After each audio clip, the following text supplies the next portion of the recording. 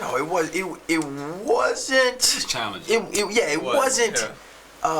Not fun.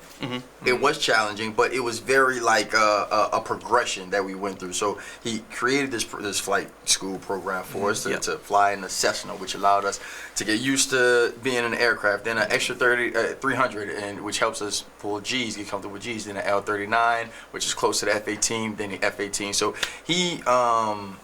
he set it up so that we would succeed, and you felt that amongst us pushing each other with the competitive nature as well as the support, and with him, with checking in on us to see how we were doing and everything.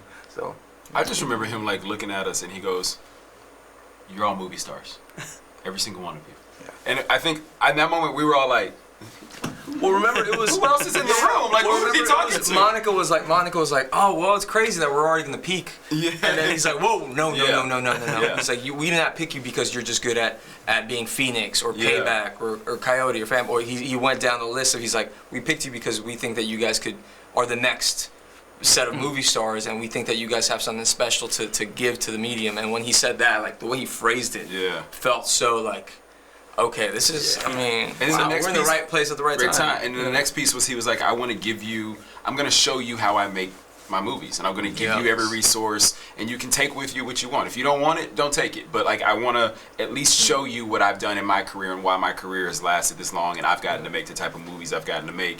And then, I think I can speak for all three of us. We are all lovers of Tom Cruise film and like love the types of characters he's played and movies he's done. So for all of us, really, it was just like soaking it all in and really just trying to remember every single thing for ourselves and what we want to do in the future as we move forward. Yeah, nobody left early. There was moments that we'd be wrapped, and then Tom would start telling us a story, and then you'd see if two people were having the conversation, the two people would grow to 6 people. And then before you knew it, it was like an hour after set, and he was in the middle telling us a story about A Few Good Men. Yeah. And stuff like that was constant. Just people, like everyone in there felt like they were just soaking everything they could.